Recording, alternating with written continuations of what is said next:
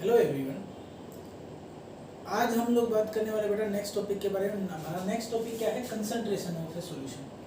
किसी भी सॉल्यूशन की जो कंसंट्रेशन है उसको कैसे रिप्रेजेंट किया जाता है, उसकी डेफिनेशन क्या होती है, हम सॉल्यूशन को कैसे कैटेगराइज करते हैं कि ये डाइल्यूट है, कंसंट्रेटेड है या फिर सैचुरेटेड सॉल्यूशन है।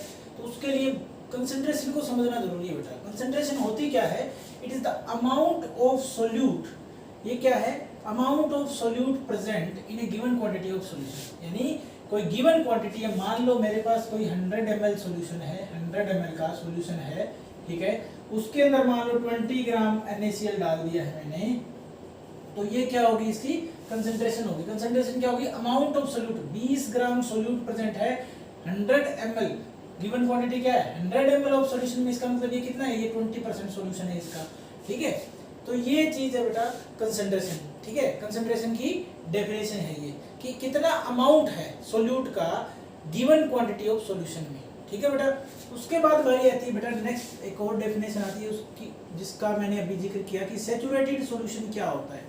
सैचुरेटेड सॉल्यूशन क्या होता है बेटा? सैचुरेटेड सॉल्यूशन वो सॉल्यूशन होता है बेटा when no more solute can be dissolved. when no more solute can be dissolved in जब और ज्यादा सोल्यूट को डिसॉल्व ना कर पाए हम, ठीक है। जब किसी सॉल्यूशन में सैचुरेटेड सॉल्यूशन क्या होता है? when no more solute can be dissolved in it at a given temperature. यानी किसी भी गिवन टेम्परेचर पर किसी सॉल्यूशन में जब हम और सोल्यूट ऐड नहीं कर पाते, मतलब और उसमें घुलना बंद कर जाता है, तब उस टेम्परेचर पे उस कंसंट्रेशन के सॉल्यूशन को क्या बोला जाता है बेटा? सैचुरेटेड सॉल्यूशन बोला जाता है। सैचुरेटेड सॉल्यूशन का मतलब क्या है? ध्यान से देखो। तुम लोग घर में क्या करते हो? घर में तुमने सैचुरेटेड सॉल्यूशन बनाया हुआ होता है। जब तुम लोग क्या करते हो, लेमनेड यानी शिकंजी बनाते हो घर पे, तब क्या करते हो? तुम पानी लेते हो पहले, ठीक है। पानी लेते हो, उसमें कुछ चीनी घोलते हो, ठीक है।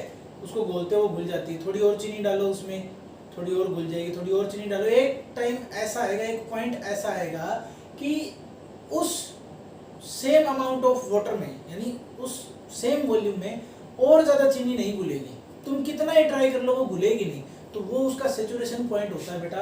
और जिस टेम्परेचर पे वो सैचुरेशन पॉइंट आता है उसको सैचुरेशन टेम्परेचर बोल देते हैं बेटा, ठीक है। तो उस गिवन टेम्परेचर पर जब और ज्यादा सोल्यूट ऐड ना कर पाए, डिसॉल्व ना कर पाए, तो उस सॉल्यूशन को क्या कहा जाता है बेटा? सैचुरेटेड सॉल्यूशन कहा जाता है। क्या कहा जाता है? सैचुरेटेड सॉल्यूशन कहा जाता है।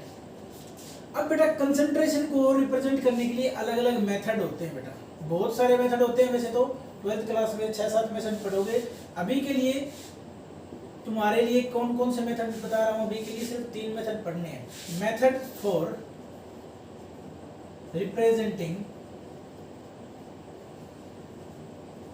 Concentration of A solution. किसी सॉल्यूशन की कंसंट्रेशन को रिप्रेजेंट करने के मेथड कौन कौन से बेटा? सबसे पहला मेथड है mass by mass percentage. Mass by mass percentage, ठीक है। सिंपल सा फॉर्मूला होता है बेटा। क्या होता है? Mass of solute divide by mass of solution into में 100 कर देना है। सिंपल सा कि सोल्यूट का mass divide by mass of solution into में 100। मान लो मैंने क्या किया, 100 ग्राम मास लिया सॉल्यूशन का, 20 ग्राम मास लिया किसका? सोल्यूट का। तो कर दो, इसको सोल्व करके देख लो। अगर 20 ग्राम है डिवाइड बाई 100 ग्राम इनटू में 100 कर दो। 100 से 100 क्या, ग्राम से ग्राम कैंसिल, तो इसका मतलब 20% आ गया। क्या? Mass by mass. कंसंट्रेशन कितनी है सॉल्यूशन की? 20%, जो कि मैंने यहाँ लिखी थी। सेम ही वैल्यू ली है, बस ml की जगह मैंने क्या कर दिया? ग्राम कर दिया, ठीक है ना। तो मास बाई मास हुआ। सेकंड जो दूसरा तरीका है वो क्या है बेटा? Mass by volume percentage. Mass by volume percentage में फॉर्मूला क्या होगा बेटा? Mass of solute divide by volume of solution into में 100 कर दो।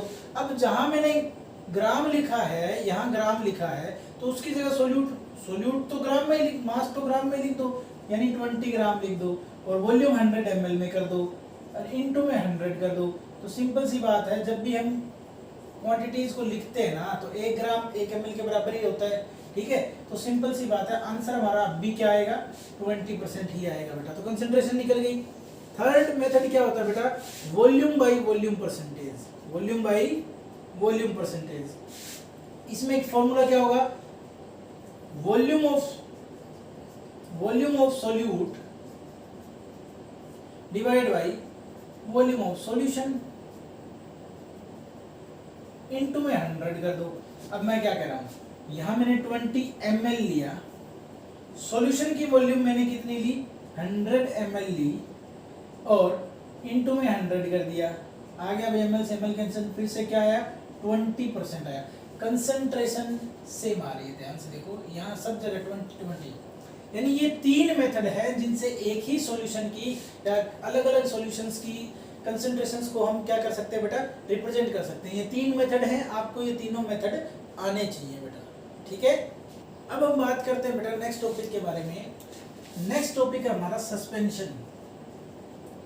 सॉल्यूशन हमने पढ़ लिया है, अब पढ़ना है suspension.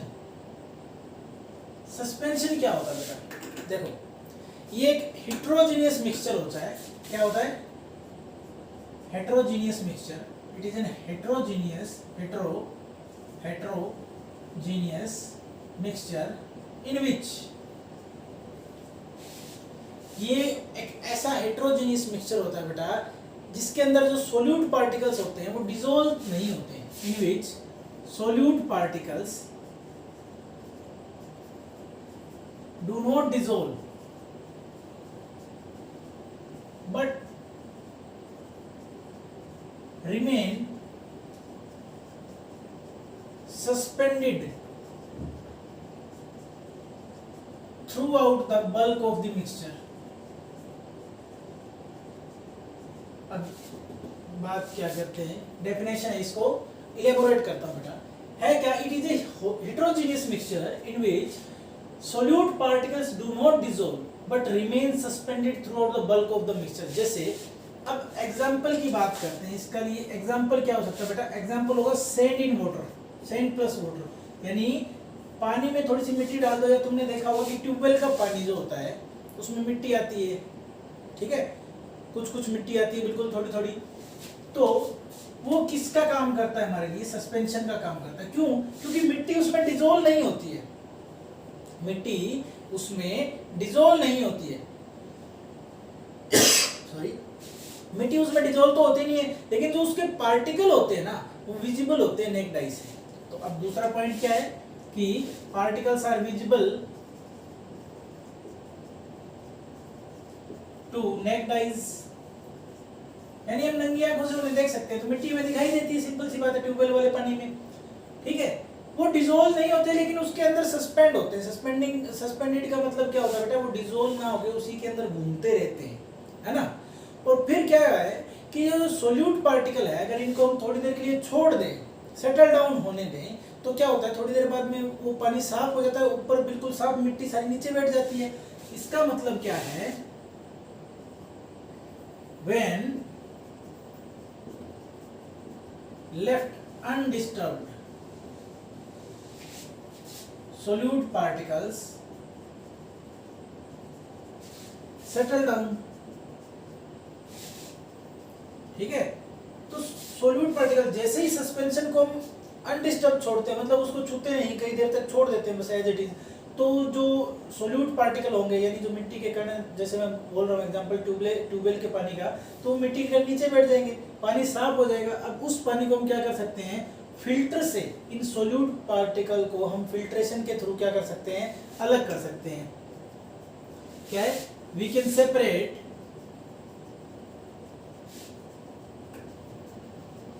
The solute particles through filtration, ठीक है। फिल्टर करके हम सोल्यूट पार्टिकल्स को अलग कर सकते हैं सॉल्यूशन से। सिंपल सी बात है बेटा, सिंपल है ना। सोल्यूट पार्टिकल को क्या कर सकते हैं, फिल्ट्रेशन से, और जब ये सेटल डाउन हो जाते हैं, वैसे तो एक और प्रॉपर्टी इनकी क्या है कि नेक्ड आई से देखे जा सकते हैं, अनडिस्टर्ब छोड़ दें तो सेटल डाउन कर जाते हैं, और सोल्यूट पार्टिकल्स को हम फिल्ट्रेशन से क्या कर सकते हैं बेटा, अलग कर सकते हैं, ठीक है। जो सोल्यूट पार्टिकल है, अब जब इनके अंदर से एक बीम ऑफ लाइट पास की जाती है, ठीक है ना, तो उसको स्कैटर नहीं कर पाते हैं। कब? जब ये अनडिस्टर्ब छोड़ दिए जाते हैं। वैसे तो जब ये सस्पेंशन होता है तो सस्पेंशन क्या करता है? स्कैटर करता है। Scatter the beam of light passing through it and makes it path visible.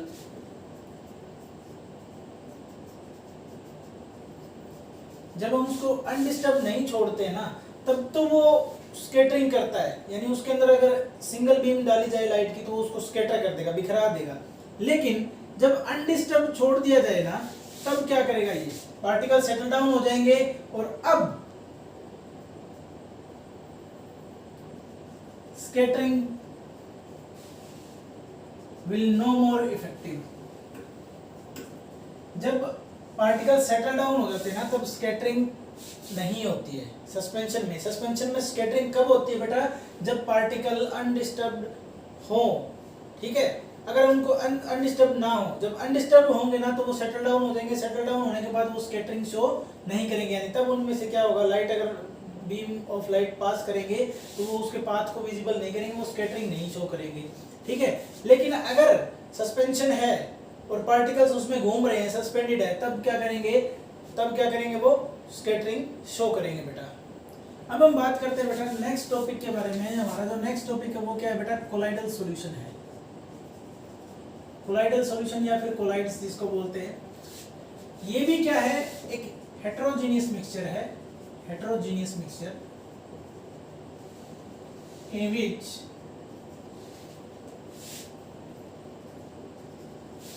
particles remains in the bulk of the mixture, remains throughout the bulk of the mixture, यानी particles इसके अंदर क्या रहते हैं? घूमते रहते हैं। अगर इसको अनडिस्टर्ब छोड़ दिया जाए, क्या कर दिया जाए? वेल लेफ्ट अनडिस्टर्ब, जैसे हमने सस्पेंशन को छोड़ा था,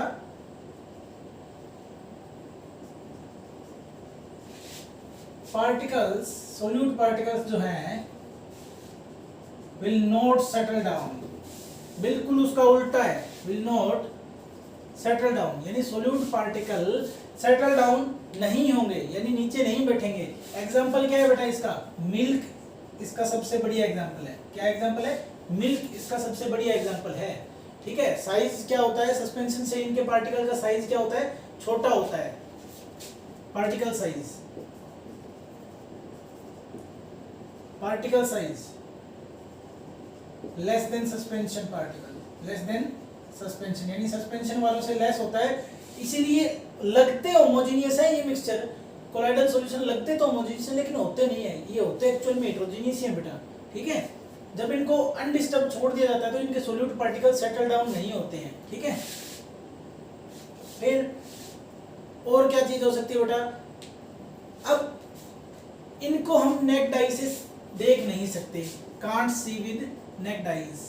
जो पार्टिकल्स होंगे सोल्यूट पार्टिकल्स, कोलाइड पार्टिकल्स, उनको हम can't see with naked eyes, नंगी आंखों से नहीं देख सकते बेटा।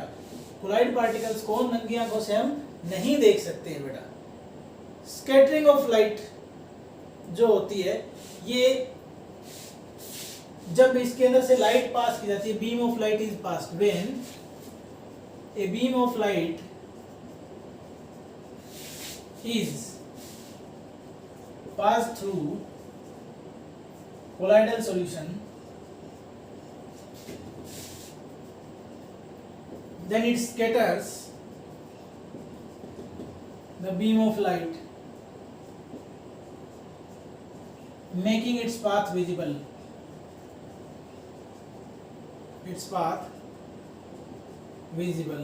ठीक है। और इसी स्कैटरिंग ऑफ लाइट को क्या कहते हैं? The scattering of light is known as Tyndall effect. क्या बोलते हैं बेटा?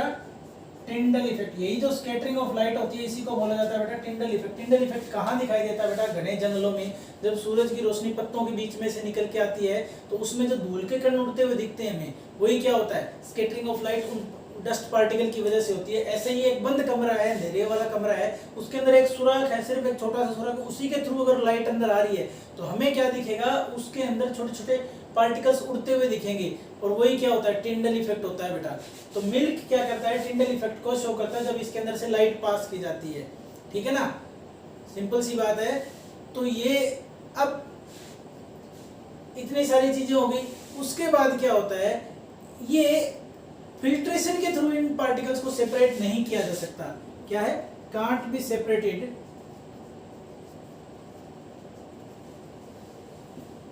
Through filtration. फिल्ट्रेशन के थ्रू इनको सेपरेट नहीं किया जा सकता, जबकि सस्पेंशन वालों को क्या कर सकते थे? फिल्ट्रेशन के थ्रू हम क्या कर सकते थे? फिल्टर कर सकते थे बेटा। इसके लिए जो टेक्निक यूज की जाती है ना, जो टेक्निक इसके लिए यूज की जाती है इनको सेपरेट करने के लिए, उसका नाम होता है बेटा सेंट्रीफ्यूगेशन। सेंट्रीफ्यूगेशन टेक्निक होती है। तुमने देखा होगा पुराने टाइम पे जो डेयरी होती थी उनके ऊपर क्या होती है, उनके पास क्या होती थी? मशीन होती थी जिससे दूध में फैट निकालते थे, उसको घुमाते थे, ठीक है? वो गोल गोल घूमती थी, वो क्या होती है? सेंट्रीफ्यूगेशन। सेंट्रीफ्यूगेशन का प्रिंसिपल क्या होता है बेटा? इसके अंदर जो हैवी पार्टिकल्स होते हैं या अनडिसॉल्व रहने वाले जो पार्टिकल्स होते हैं, जो वो सेंट्रीफ्यूगल फोर्स की वजह से, अर्थ के सेंट्रीफ्यूगल फोर्स की वजह से क्या करते हैं? नीचे सेटल डाउन हो जाते हैं, नीचे बैठ जाते हैं, और फिर हम क्या कर लेते हैं? उनको अलग कर लेते हैं बेटा, ठीक है? तो सोल्यूट पार्टिकल्स को अलग कर सकते हैं सेंट्रीफ्यूगेशन के थ्रू बेटा, ठीक है? इसके बाद कोलाइड्स के दो कंपोनेंट होते हैं बेटा। कोलाइड्स के क्या होते हैं? दो कंपोनेंट होते हैं बेटा। पहला कंपोनेंट क्या है? पहला कंपोनेंट तो होता है बेटा डिस्पर्स्ड फेज, और दूसरा कंपोनेंट होता है बेटा डिस्पर्शन मीडियम।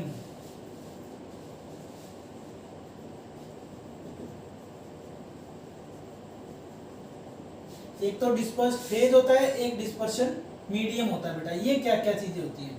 देखो, डिस्पर्स्ड फेज तो होता है जो सोल्यूट लाइक कंपोनेंट होता है।